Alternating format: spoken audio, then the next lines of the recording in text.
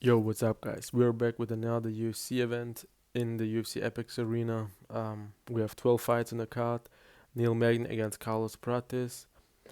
Yeah, I mean the card is not stacked at all, but we are still really hyped for Carlos Prates. I mean he's in the team of the Fighting Nerds. There are, I believe, four like main people, and he's definitely one of the most excited guys, probably right now in the welterweight division.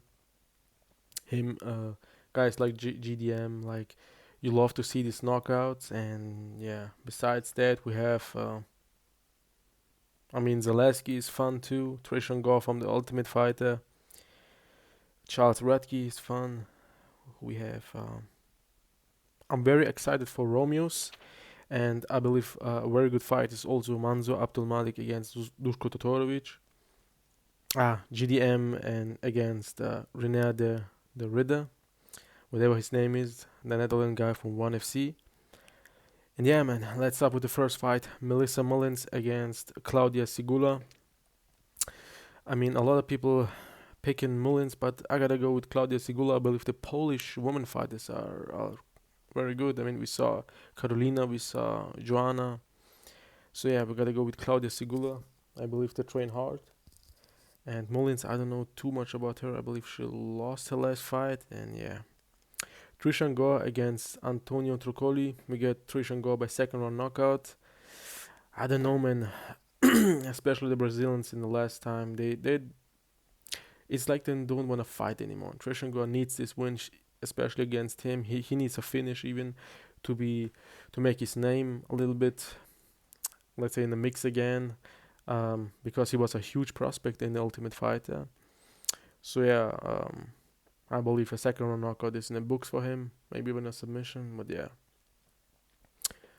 Cody Stamann against Damon Blackshear. We got Damon Blackshear in the third round by submission. I believe Cody Stamann is just too small. His reach especially, and Damon Blackshear has nasty submissions. We got a side twister from him. Him and Bryce Mitchell are the only ones in the UFC. Oh, and the Korean Zombie. So three. We got three twisters in the UFC. And if you know how to do a twister and finish it, I believe you can submit a lot of guys. And Cody Stamann, I believe he will bring a fight, but in the third round he will slow down and get finished. Yeah, the next one on the card is Charles Radtke against Matthew Semelsberger. Um, I mean Matthew Semelsberger is not that bad, to be honest. He knows how to fight, but he lost three in a row. I mean, of course he's gonna go full in this time, but for Charles Radtke just to lose his fight is also not a good look. He just lost to Carlos Prates, and he did good in the fight. I mean, the significant strikes were even, or let's say close. But yeah, besides that, it's totally okay to lose against Carlos Prates, but it's not okay to lose against Matthew Semelsberger, so I got Charles Radtke by decision. Next on the card is short notice Elizeu Zaleski against Zach Scroggin. The thing is, this was Nicholas Dalby who should fight Elizeu, but we got now Zach Scroggin. I watched his fights, and I believe he's just not ready for this level of competition. And I mean, if Elizeu just fights like he needs to fight, I mean, this is too easy. This is like the odds are totally okay.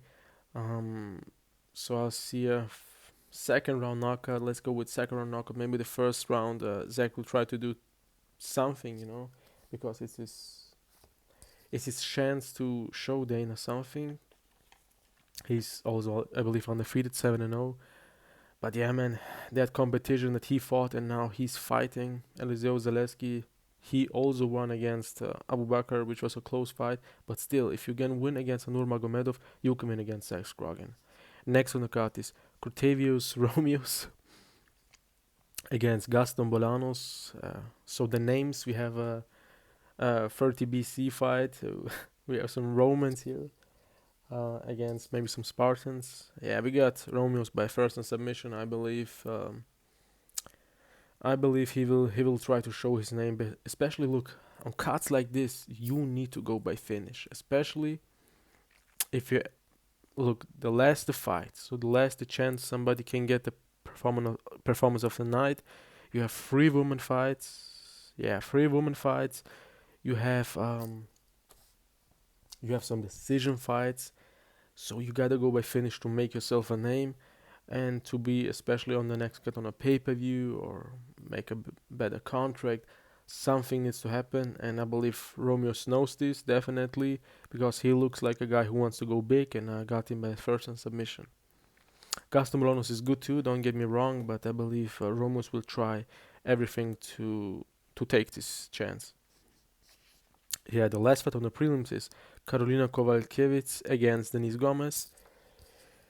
I will definitely go with Karolina, but the thing is, she's now 40. She's 40 and she fights a woman.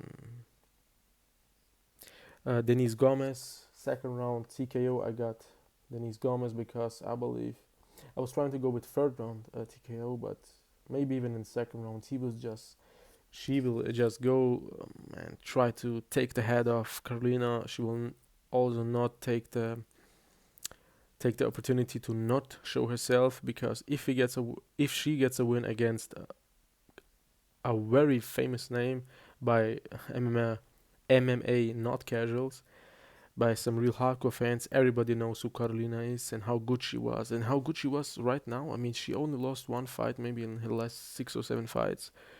So yeah, she's still good, but I believe the time is now up, and Denise Gomes will take the advantage. So the start from the main card is Mansur Abdul-Malik against Dusko Todorovic. This is a very close one, to be honest. This is a very close one, because Todorovic is very good, but the thing is, Mansur Abdul-Malik trains with guys like Sean Strickland. He trains who was the other guy? But even it's Sean Strickland, a former champion, one of the best guys in the middleweight division.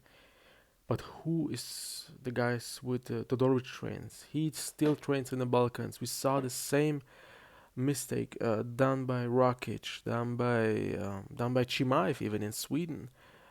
I mean, don't get me wrong. Alsta Gym, they have Gustafsson, they have Jimmy Manuva and Ilya Latifi. These are UFC fighters, but who are they? I mean, if you really want to go big in UFC, especially nowadays, where there are guys who can who everybody's now all rounded. Everybody knows how to do grappling, jiu-jitsu, how to strike, how to defend. So you gotta train with the best of the best, and I don't see any improvement of Todorovic. He still trains in the same gym with the same coaches, no improvement at all. Same mistakes, hands down, coming from a knee injury. I don't know. On the other hand, Mansur Abdul-Malik just won the Dana Contender Series main event. Yeah, I mean, it wasn't the best fight, but he took him down. The thing is, against Eastern European guys, it's tough to take them down.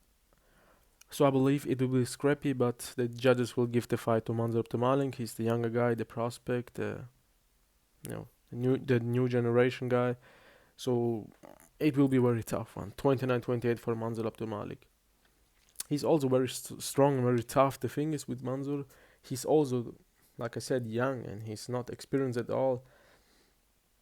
And Dusko won against guys like Michel Pereira, and he finished all the other fights in the UFC, and he knows how to fight in the UFC. But the thing is, like I said, no improvement at all. And if you have no improvement, I don't know, man, this young, hungry lion like Mansur Abdul-Malik, he will get the win. But if Todorovic wins, I will not be surprised. Who knows? But yeah, we gotta go with Mansur. Next on the card is Luana Pinheiro against Gillian Roberts. We got Robertson by third round submission. Same fight, always like Gillian always does. And I believe in the second round too, she will get the submission attempts, very close. But the third round, Luana will give up and rear naked choke by Gillian Robertson.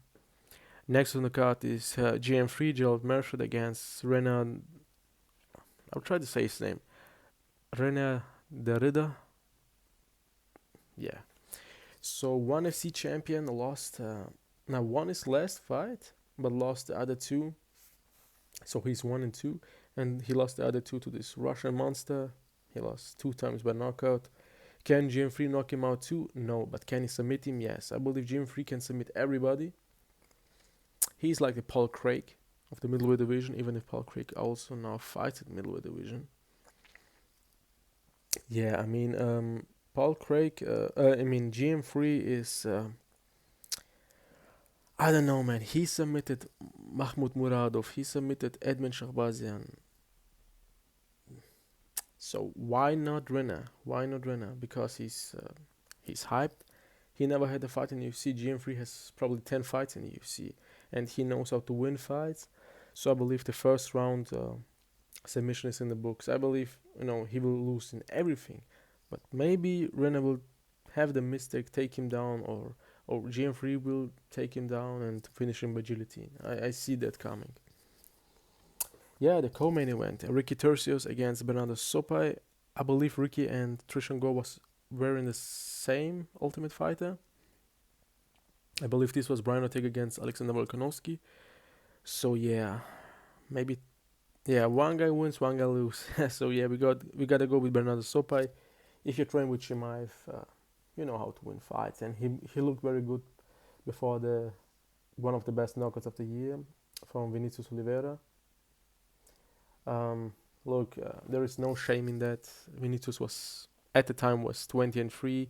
He lost three by knockout, but he also won like 17 on 18 by knockout. So if you get finished by him, it's okay. I believe can happen. Of course, shouldn't happen, but can happen.